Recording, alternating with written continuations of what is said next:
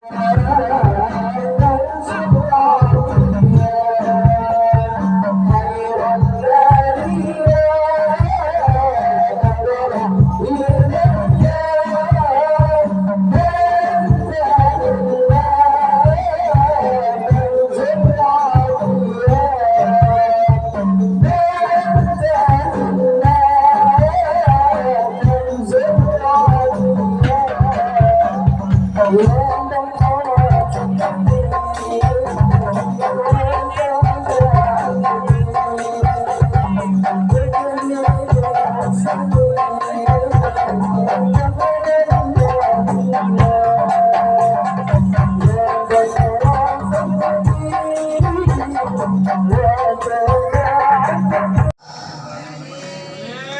senantiasa selalu kita nanti syafaatnya beliau kelak di yaumil qiyamah.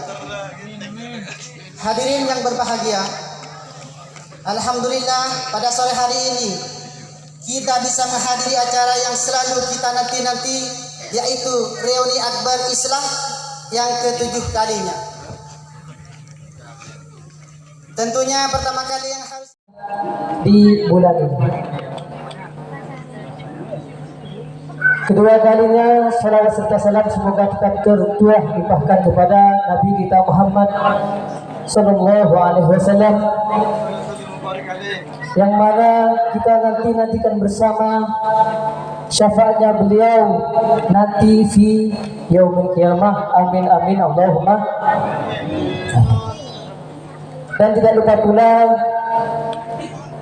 kami ucapkan terima kasih kepada segenap panitia dan juga simpatisan dan juga ilmin, baik itu berupa tenaga, baik itu berupa finansial, yang telah membantu kami itu saya pribadi yang menggunakan itu.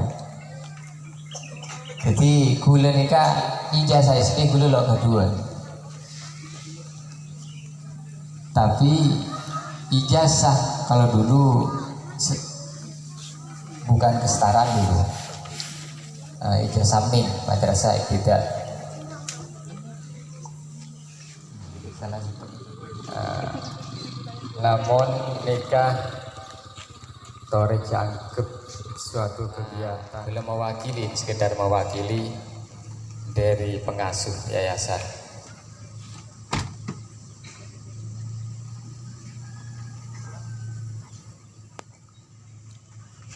Nah, nikah Habib Afwan Hatiron. Oh, putranya Habib Saleh.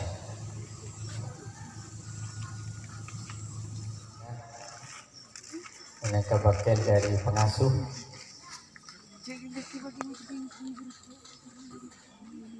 Atina ingin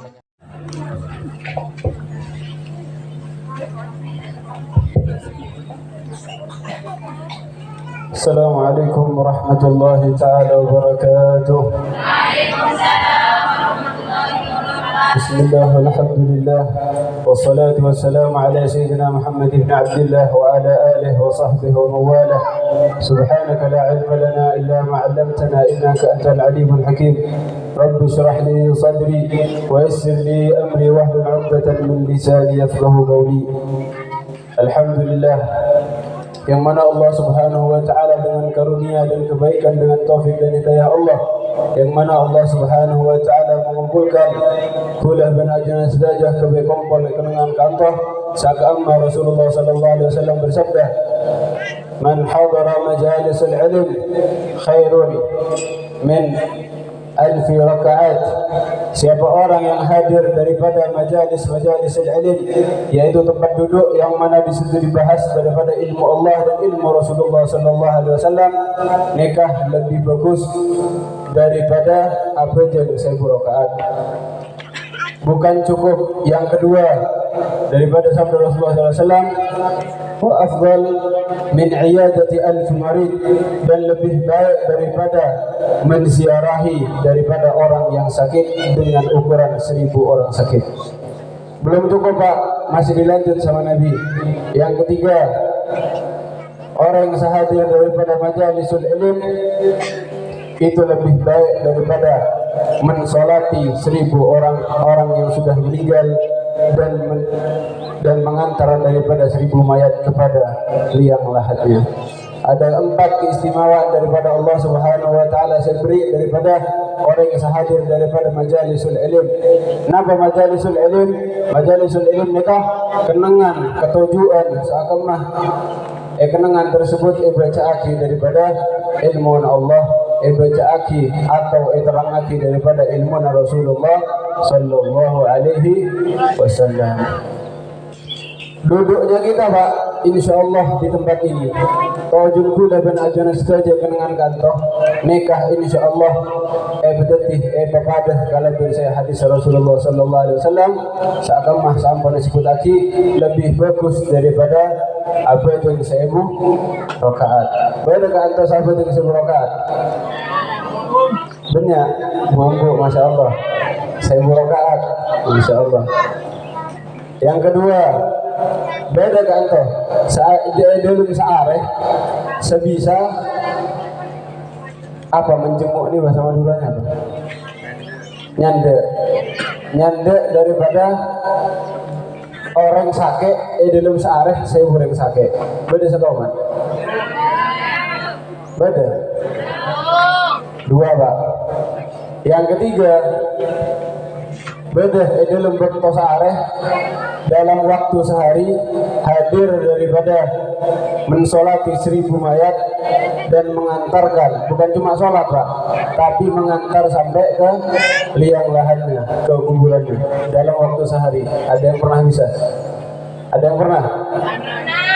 Lah ini bener yang mati kadang aduh Fatihah sudah Fatihah tak noro padahal nikah termasuk daripada sunnat daripada Rasulullah sallallahu alaihi wasallam.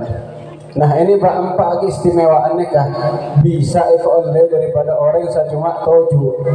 Nah ini kali napa seumpama hadir majalisul ilm kenangan ceramah ataupun majlis yang dibahas tentang ilmu atau maulid atau apapun yang tentang syariat Allah Subhanahu wa taala hadir cuma asare. Nah boleh. Ini keistimewaan daripada Allah Subhanahu wa taala saya wakil daripada umat Rasulullah sallallahu alaihi wasallam. Tidur aja dapat Pak. Sampai asaren ada majalisul ilm kenang saya bahas ilmu. Nek oleh daripada oleh kenceran Pak. Kenceran dapat dan keistimewaan dapat. Sedangkan di zaman Rasulullah sallallahu alaihi wasallam pernah Sayyidina Abu Bakar dan sahabat Rasulullah ketika kumpul, nika teman Rasulullah tanya, para sahabat, beda dari kalian seapa sah dalam hari dia? Saya jawab, Sayyidina Abu Bakar maju, kula ya Rasulullah, kula apa sah? Akhirnya nanya lagi Rasulullah, siapa searah dalam searah saat jenguk daripada orang sakit. Sayyidina Abu Bakar jenguk, ngacung tangan, kula ya Rasulullah 2. Yang ketiga, siapa yang mungkin sangat teraki dari saya jemput daripada saya nyanda daripada orang sakit. Sayyidina Abu Bakar ngacung tangan 3 Pak. Belum puas Pak, Nabi masih nanya lagi, berserah di antara kalian para sahabat yang mengantarkan daripada jenazah sampai kalian lahatnya. Sayyidina Abu Bakar mengacungkan tangan 4 sudah Pak. Nah ini 4 ini Pak kalah baik daripada hadirnya kita daripada majalisul ilm. Loh kenapa Allah dan Rasulullah menyebutkan begitu istimewanya, begitu nikmatnya, begitu indahnya daripada majalisul ilm yang mana di situ disebutkan daripada ilmu-ilmu Allah dan Rasulullah. Kenapa Allah kasih begitu istimewa? Padahal cuma asaren seporah. Padahal hadir cuma asaren. Itu Allah kasih Pak. Subhanallah dan alhamdulillah. Kenapa Allah kasih begitu istimewa? Karena orang yang hadir majalisul ilm mau tidak mau akan mendapatkan ilmu. Ilmu apa Pak? Banyak ilmu Pak. Ilmu itu Pak ada ilmu syariat, ada banyak macam daripada ilmu. Akan tapi yang dimaksud di sini adalah ilmu ilmu agama Allah dan agama Rasulullah sallallahu alaihi wasallam. Orang hadir majalisul ilmu itu Pak dapat ilmu. Ilmu untuk apa? Manfaatnya ilmu ini apa? Ilmu ini manfaatnya Pak dunia sampai akhirat. Kok bisa dunia sampai akhirat? Kalau sampean hadir majalisul ilm, sampai ada salah satu imam yang terkenal dengan kealimannya, terkenal dengan keistimewaannya. Beliau dididik oleh seorang ibu, Imam Syafi'i, menjadi imam madhab yang sampai dipakai benar-benar kuat. Makanya ketika di Indonesia, yaitu yang kita pakai ini madhabnya Imam Syafi'i. Kenapa Imam Syafi'i sampai madhabnya dipegang?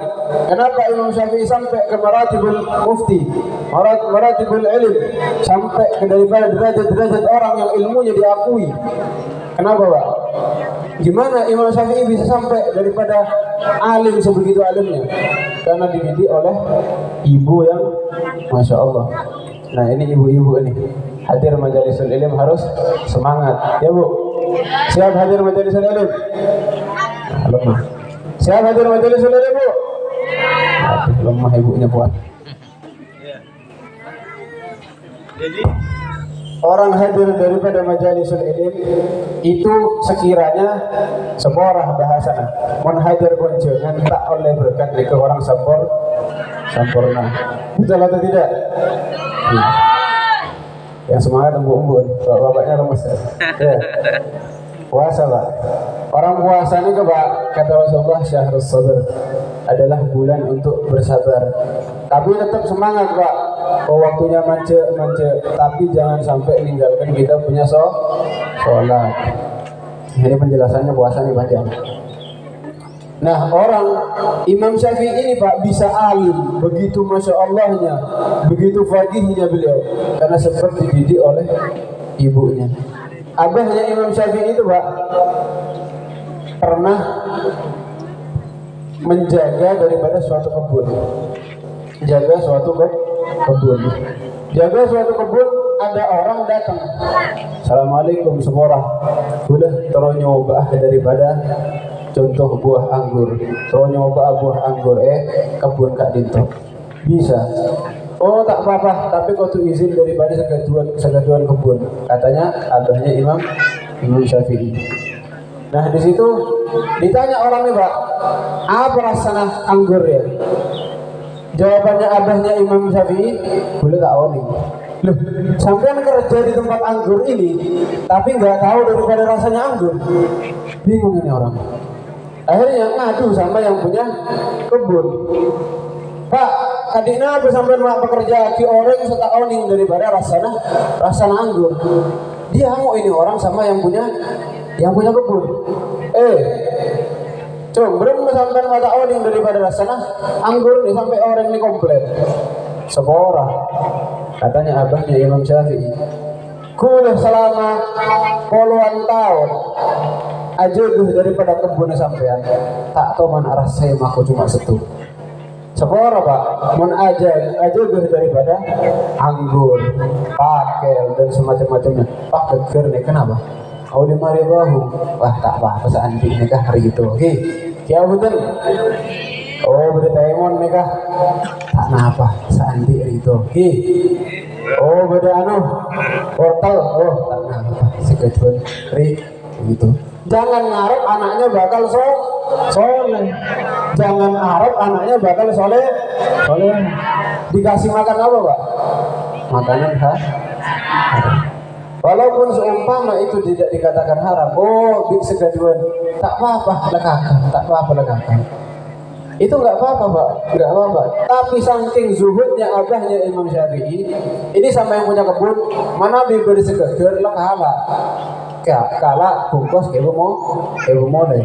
Saking takutnya Pak, sama yang halal aja takut. Makanya apa dalam hadis Nabi? Wa halaluhu hisabun. Halal itu Pak, Allah ada hari kiamat bakal dihisab. Sebelum yang haram ya, sebelum yang makruh, sampai yang halal, nasi kerja halal itu dihisab. Dihisab kenapa? Dipertanyakan, makna hisab ini dipertanyakan. Kenapa dipertanyakan? Loh, kan halal. Kok dipertanyakan? Dipertanyakan Pak. Kenapa dipertanyakan? Sampai makan nasi, makan lauk halal, sampai buat apa itu? Staminanya buat apa? Oh sudah makan, buat maksiat, diadab. Oh sudah makan halal, tapi dibuat golimin orang, buat nyiksa orang lain, digolimin, bakal disiksa sama Allah Subhanahu wa Ta'ala. Oh makan halal, tapi buat ibadah, buat sholat, buat sholat sunnah, sholat wajib, bersedekah. Nah, ini lancar hisabnya insya Allah. Karena digunakan untuk yang baik. Tapi kalau digunakan buat kemaksiatan, hati-hati. Oning adab neraka, Pak. Ada yang tahu adab neraka? Oning, teman masuk. Pernah. Neraka ini, Pak, oning cerita daripada pasukan Abraha yang dikasih batu, dilempar batu oleh burung apa, Bu? Burung ababil. Masya Allah, tahu ibu-ibu. Ya, dijatuhkan, dilemparkan daripada langit. Karena apa? Pasukan Abraha ini ingin menghancurkan daripada Ka'bah, yang mana Ka'bah adalah rumah Allah Subhanahu wa Ta'ala. Ka'bah ini udah hancurin, Pak. Akhirnya di situ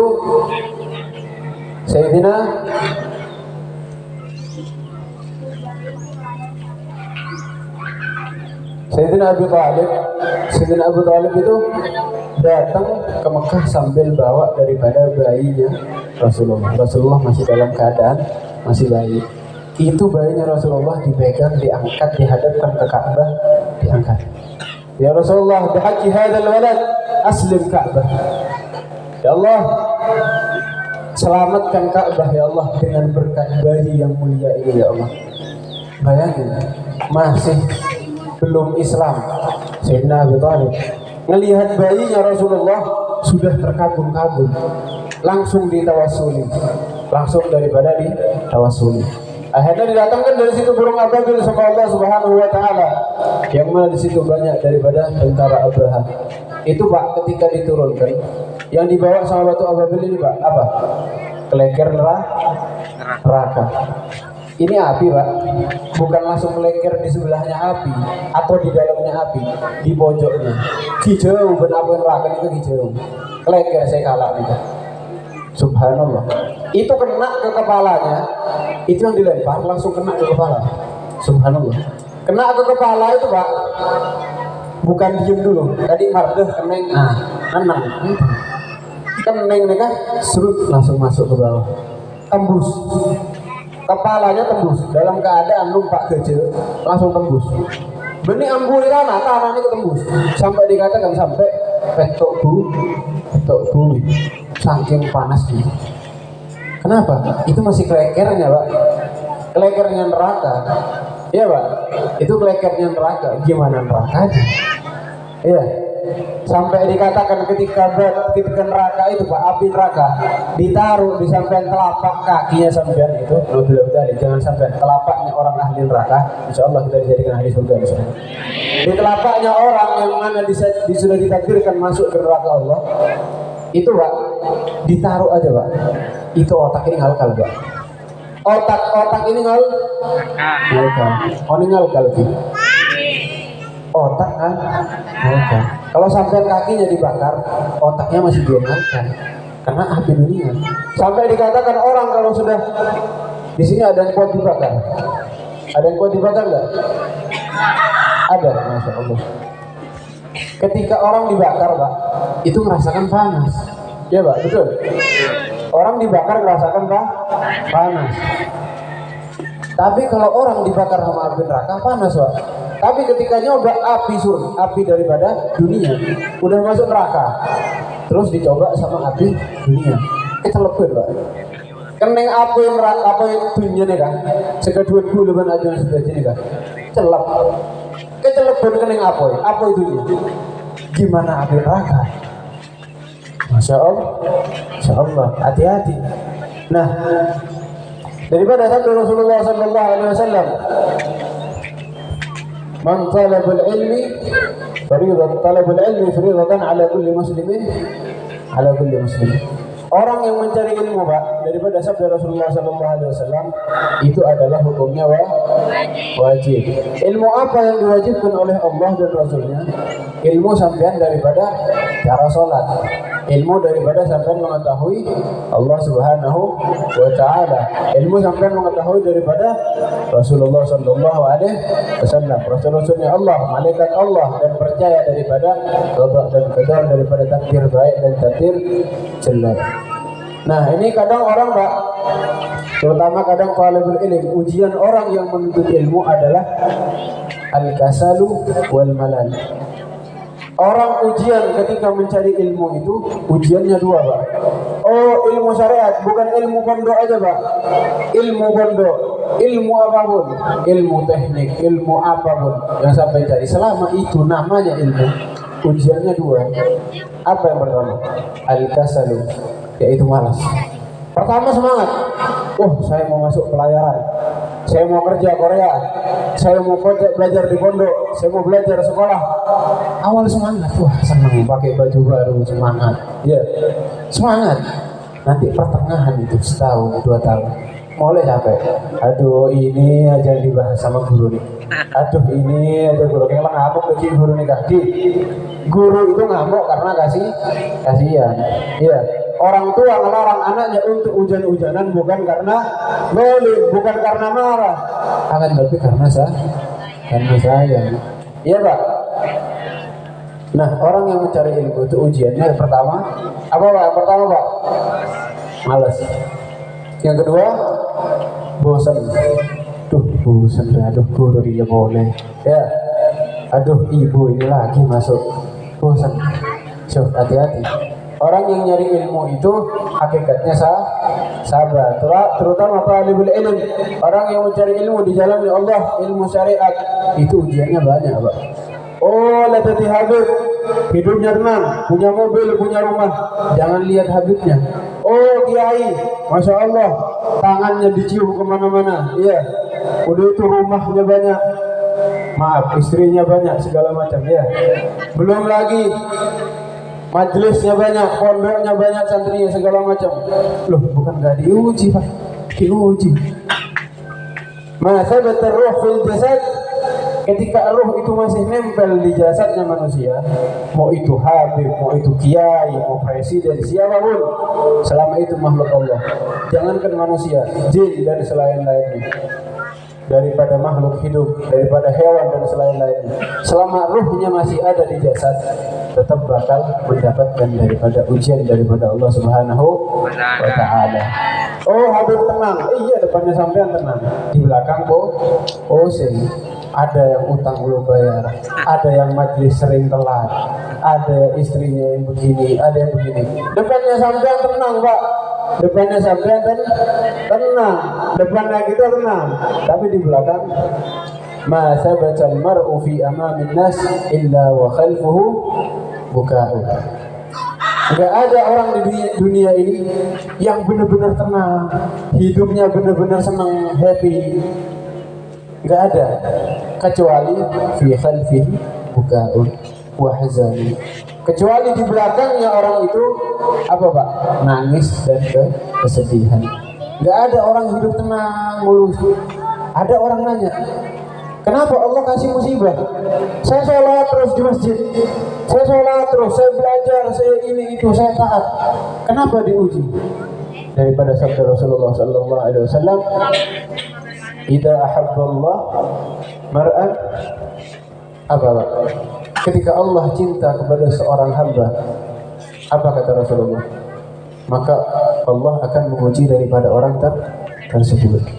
Kenapa diuji, Pak? Karena untuk menunjukkan orang ini cinta benar sama Allah atau enggak, cinta benar sama Rasulullah atau enggak. Ya, Pak. Kalau emang cinta, Pak, oh saya contoh, saya mau melamar daripada satu wanita, anaknya kelebun. Enggak mungkin sampai enggak punya kerjaan, enggak punya pangkat, enggak punya apa diterima. Tukang tedu, tak teman alakoh, minta anaknya kelebun, diterima. Ya mungkin. Anaknya cantik, enggak bakal diterima, sampai. Udah celang, nggak punya kerjaan, nggak bakal diterima. Kenapa? Hatta yang sama-sama celang, orang miskin belum tentu terima. Kenapa Pak? Karena dunia itu ada ukurannya.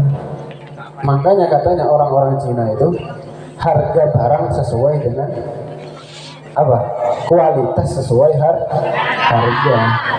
Harus mahal juga sampai harus punya kedudukan. Kalau nggak ada kedudukannya nggak bisa diterima Pak. Begitu juga daripada orang yang diuji sama Allah Subhanahu wa taala. Kalau kita pengen mendapatkan daripada contoh anaknya Kelebun, kerja dulu, usaha dulu, udah punya mobil Mercy apa, masya Allah, minta anaknya Kelebun itu iman, nyatoreh, betul atau tidak Pak? Iya. Kalau rezekinya ada, kenapa tidak? Iya.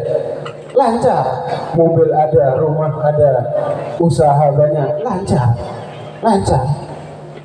Itu sebelum sampai dapat daripada uang itu, mobil itu, rumah itu, usaha untuk mendapatkan yang dicinta. Lah itu untuk mendapatkan ridhonya Allah, ridhonya Rasulullah nggak mudah Pak. Hadir majelis ilmu dengan bondo tidur nggak bisa. Datang tidur. Ting ting bunyi makanan soto baru makan. Abi telur pereng. Iya. Bukan begitu Pak. Hadir majelisul ilm, hakikatnya hadir daripada majelis ilm itu Pak, yang punya HP direkam. Yang masih santri belum punya HP, pakai buku, pakai pulpen ya. Pakai pulpen dicatat. Manfaatnya apa? Tadi ceramahnya apa? Isinya apa? Pulang itu sampai dari majelis ini duduk kan sampai punya saudara, sampai punya istri, sampai punya anak. Duduk kan.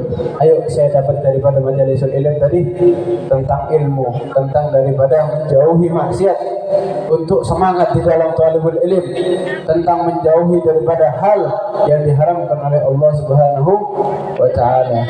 Nah, untuk dapat ridhonya Allah ini enggak mudah, Pak. Diuji sampai baru ke masjid sampai diceritakan ada orang istiqomah hadir daripada sholat berjamaah di masjid.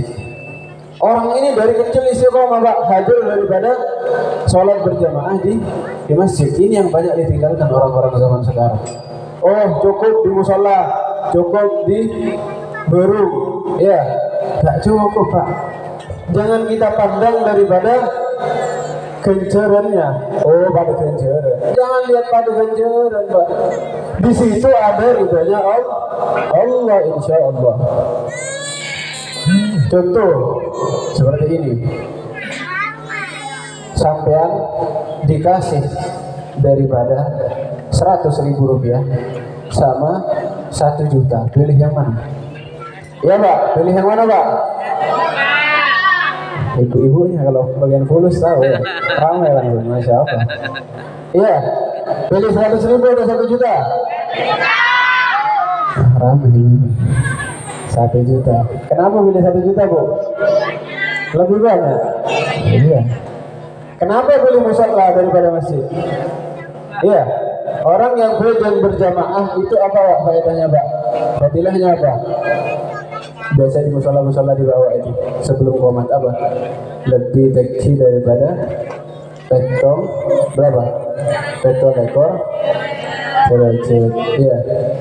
20 daripada 27 derajat. Ukuran daripada 1 derajat ke derajat yang kedua itu bisa dikatakan sampai 500 tahun perjalanan. Sampai jalan dari sini ke ujung masyrik, ujung daripada timur, ujung timur Pak, itu belum sampai daripada ukuran 500 tahun, saking jauhnya. Nah ini derajat 1 derajat ke derajat yang kedua sangat jauh. Gimana ke daripada yang tinggi 27 derajat? Nah orang sekarang, zaman sekarang lebih milih daripada langker, lebih milih daripada musola. Masjidnya bagus, masjidnya dari emas, masjidnya dengan begitu indah tekalnya dan begitu dan lain-lain.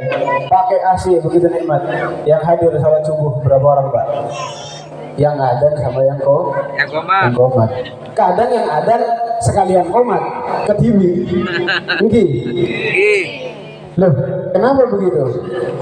Kalau bagian, wah ini ada pencalonan Kelebun, pencalonan presiden, ya bagi-bagi per orang 500.000, ya Itu yang datang 2 orang atau satu kampung, Pak? Satu kampung. Loh, kok datang satu kampung, Pak? Kenapa, Pak? Katanya Sayyidina Ali, imanul awam ala uyunihim. Imanul awam ala uyunihim. Ini kata Sayyidina Ali, Pak. Imannya, apa arti iman? Ada yang tahu artinya iman ini apa, Pak? Artinya iman ini apa, Pak? Hah? Ada yang tahu artinya iman, Bu? Apa artinya iman? Nah, iman artinya meyakini. Iman artinya ya yakin. Kalau sampean udah yakin sama Allah Subhanahu wa taala, udah tenang hidupnya sudah. Ya. Orang yang yakin sama Allah kan tenang. Ini Rasulullah yang bilang, Pak.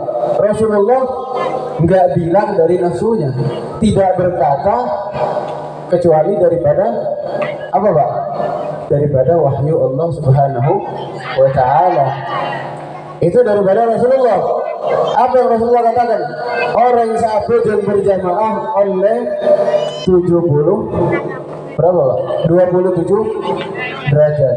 Kalau sampai jadi tingkatan ini pertama apa, Pak? Kelebun. Udah kelebun apa atasnya, Pak? Hah? Camat ya itu.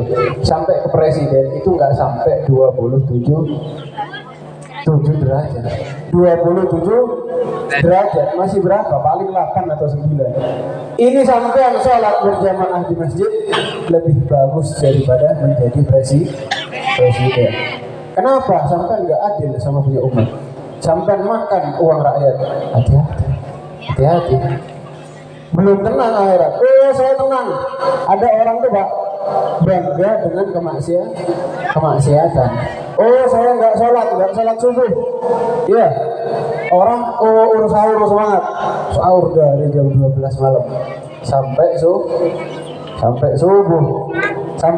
Udah subuh apa, Pak?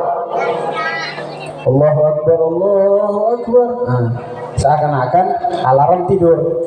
Nah, dokter tidur mereka. Ya, bukan begitu, Pak.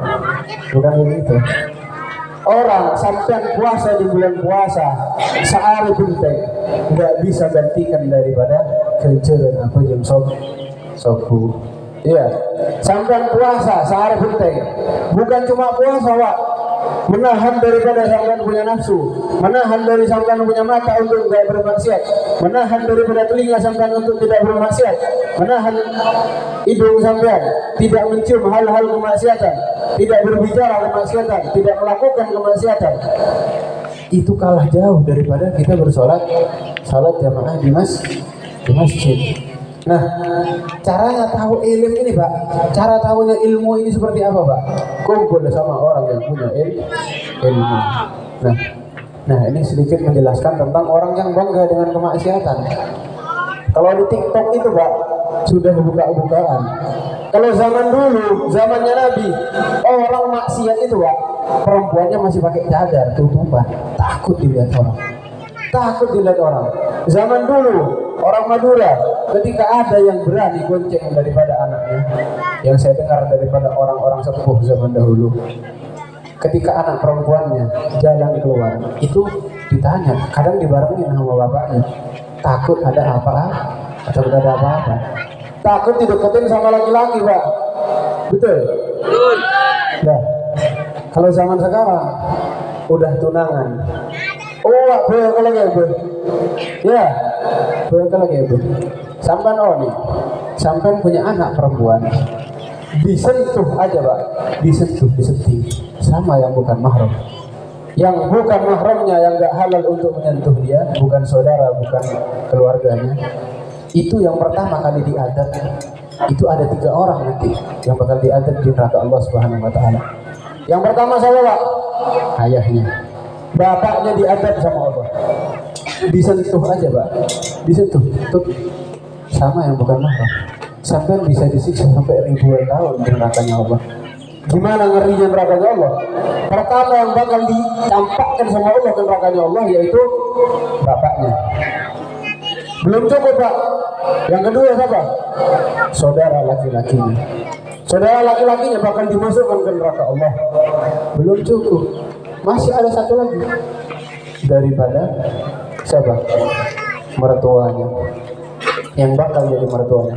Loh, dia bermaksiat disentuh sebelum ini. Tetap hati-hati. Mertuanya dapat, apa? Orang tua bapaknya dapat, saudaranya dapat. Padahal bapaknya gak maksiat, anaknya yang disentuh. Hati-hati. Lah zaman sekarang bangga. Iya. Betul John. Yuk ini mau dijemput sama pacarnya. Ayo, mau diajak takjil, mau diajak ke majelis. Ke majelis kok maksiat. Tujuannya baik tapi caranya salah. Orang sekarang bangga dengan maksiat Pak. Bangga.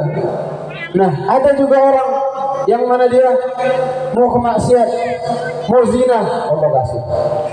Gak puasa di bulan Ramadan, gak dikasih adan sama Allah. Rezekinya lancar. Gak puasa di bulan Ramadan, gak pernah sholat. Iya, tapi rezekinya lancar. Ada yang pernah ketemu yang kayak gini? Ada yang pernah ketemu kayak gini? Mobilnya Allah bagus, rumahnya bagus, masya Allah. Dilancarin sama Allah. Jangan seneng. Sampai mau yang telasan kurban. Telasan kurban itu Bu, kalau kambing ambi ben sape, neke beri makan kebennya. Benih manja mereka, benih manja sama lemponya bukan dimanja, tapi biar apa? Biar lempo. Kalau sudah lempo diapain? Dibeli, jadi gulai, jadi sate. Ya, buat dibeli. Kenapa? Bukan buat di alam, buat dibeli. Begitu juga orang yang ada di dunia. Itu juga orang kafir dan orang-orang Islam. Gak sholat duhur, asar, maghrib, isya, subuh, sampai bertahun-tahun gak sholat. Tapi rezekinya lancar, nyabu kemana-mana, bisa, fulus ada, duit ada, iya, ini ada, semua dilancarkan sama Allah. Anaknya dibikin taat, dibikin ini, nurut anaknya, sampai dibikin senang di dunia Pak. Jangan senang. Sampai nggak bisa sujud sama Allah, jangan senang. Nggak puasa di bulan Ramadan, jangan senang. Sampai mendelim sama orang lain, ngambil hartanya orang lain, ngecek daripada hartanya orang lain, jangan senang. Lancar, begal orang lancar, nggak ketahuan polisi, jangan senang. Sampai nggak sholat sama Allah, nggak sujud sama Allah. Ada iblis Pak. Iblis dikeluarkan dari surga Allah karena sebab apa? Nggak sujud sama Nabi ya. Ini Allah masih perintahkan. Yuk iblis sujud sama Adam. Ente sujud sama Adam. Masih diperintahkan. Lah ini Allah haramkan. Iblis masih disuruh sujud sama Nabi Adam. Lah ini orang Islam yang nggak mau sholat sama Allah, yang nggak mau sujud sama Allah, ini jangan senang. Sampai Allah haramkan buat sujud, sampai Allah haramkan buat puasa, sampai Allah haramkan buat dapat kerja dan untuk taat pada suami. Hati-hati. Sampai bangga dalam ingkar sama suami, ibu-ibu terutama. Ketika suaminya ini jihadnya seorang wanita itu ada di rumah, bukan dikit-dikit, yuk hipermat, yuk jalan, yuk ini, yuk itu, pengen HP, pengen ini, bikin suami sulit. Hati-hati lah, hati-hati Bu. Ya, perempuan yang banyak telah disiksa oleh Allah Subhanahu Wa Taala. Kata Rasulullah Bu, yang paling banyak penduduk neraka itu apa? Perempuan. Duh, kok tahu? Tapi masih tetap hati-hati sama suaminya. Insya Allah dijadikan soleha, insya Allah pulang kita orang dijadikan orang-orang yang baik. Nah, ketika suami itu Bu capek kerja pulang di alam, bukan pulang aduh penghasilannya cuma 100.000, waduh kuli penghasilannya cuma ini. Sayyidatuna Khadijah itu Bu, ketika sebelum Rasulullah hadir itu sudah siap air mandinya, makanannya, sampai Rasulullah itu tidak pernah kecewa sama Sayyidah Khadijah. Perempuan yang dapat salam daripada Allah cuma satu di dunia ini Bu. Siapa Sayyidah Khadijah. Tapi Sayyidah Khadijah susah dalam hidupnya. Sayyidah Khadijah sulit dalam hidupnya. Bayangin, udah punya harta, punya emas segala macam. Di Mekah itu, kota Mekah, ada yang pernah umroh? Orang yang pernah umroh, pernah haji, tahu kota Mekah itu begitu besarnya, begitu besarnya kota Mekah. Itu sepertiga kota Mekah. Kekayaan itu punya Sayyidah Khadijah. Kekayaan punya Sayyidah Khadijah. Ketika nikah, ketika zuat sama Rasulullah, itu hartanya. Wahai Muhammad, hartaku sekarang menjadi milikmu. Bukan emasnya saya punya saya, bukan cincinnya saya punya saya, bukan. Apa? Harta saya milik Anda. Iya, harta istrinya untuk suaminya, bukan berbangga. Waduh, udah suaminya mengutang, saya mau bikin usaha, emasnya dijual, dipinjam bentar. Anu ini, waduh susah. Mau masuk surga lewat mana perempuan model begini? Iya Pak. Iya, Bapaknya lemas sudah. Iya.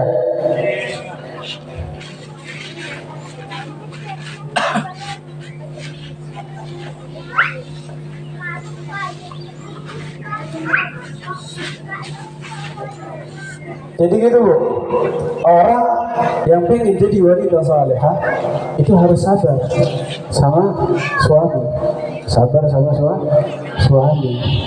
Nah, kok suaranya udah kayak kecewa ya? Sabar berat Bu, sabar itu berat, tapi balasannya surga. Kalau sampean mau minta emas sama suami, tunggu 2 bulan, tunggu setahun, ya. Tapi kalau sampean di surga, apa? Ya Allah, belum ngucap sampean, belum cuma kertek di hati. Ya Allah, saya pengen emas ini. Ya Allah, saya pengen ini. Itu langsung ada di depannya sampean. Ya Allah, saya pengen suaminya saya dulu yang jelek, saya pengen ganteng. Ya Allah, saya pengen istri saya dulu yang jelek jadi cantik. Ya Pak? Ya. Aduh gitu. Ya itu maksudnya ketika kita sudah di surga Allah Subhanahu wa taala, apa yang kita pengen itu dapat. Apa yang kita pengen dapat. Tapi cara mendapatkan surga, cara paling mudah mendapatkan surga dengan sangat mudah, tapi agak sakit hati. Caranya apa Bu? Sampai punya suami, carikan perempuan. Ya. Itu surga udah dijamin. Nikahkan satu lagi langsung surga. Pampan yo. Mampu.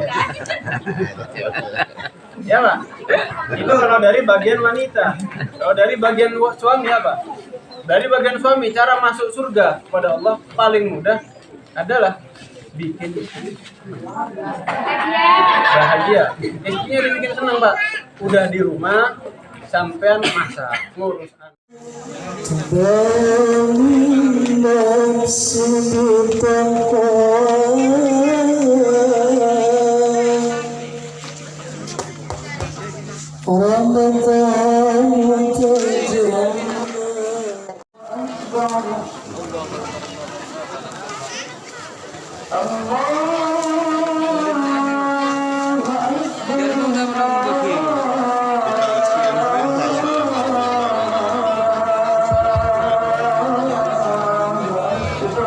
Sambil lalu mendekati dengan yang telah kami sediakan, kami ucapkan selamat berbuka puasa kepada seluruh sekalian. Sambil lalu antri selamat menunaikan ibadah puasa.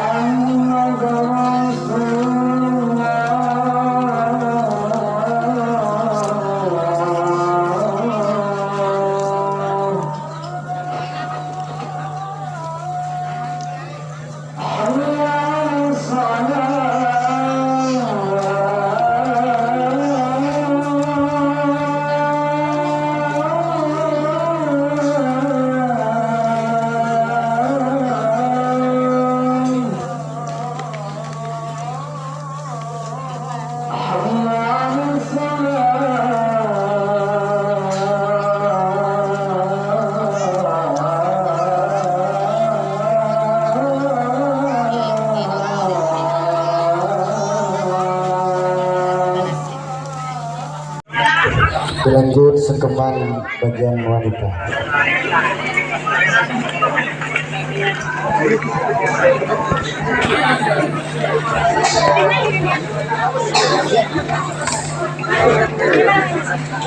رمضان تجلى بتسمى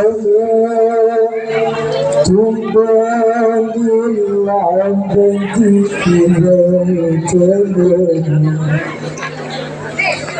رمضان تجلى بتسمى طوبى للعبد إذا تمنى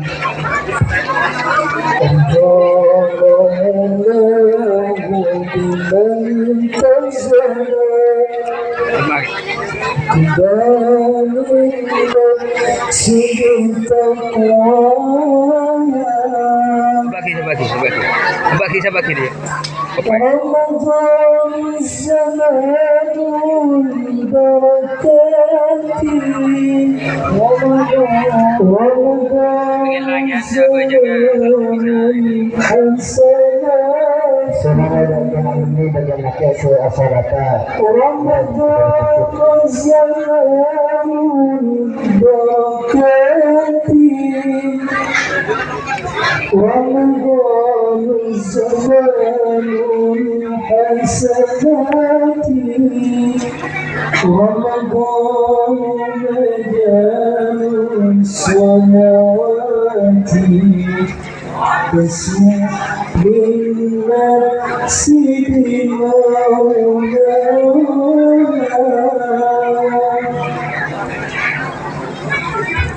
رمضان تجلى وانتسم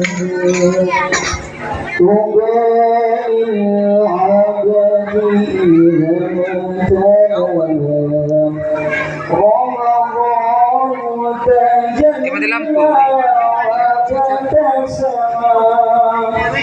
وباء العبد إذا تولى الله مولاه بمن تجمع تبادي نفسي بتقواها رمضان زمان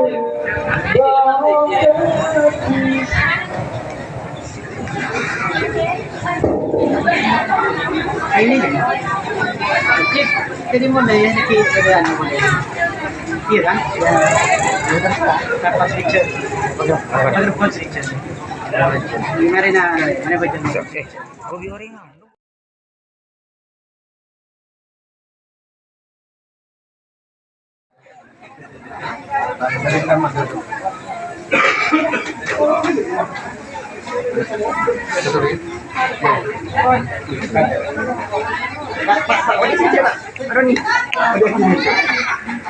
Udah dua tanah.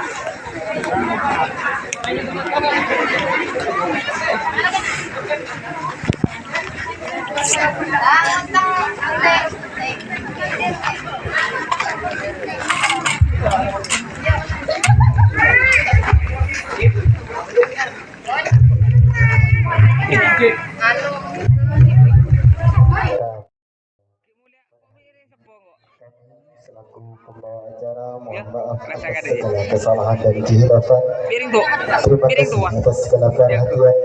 Wassalamualaikum warahmatullahi wabarakatuh.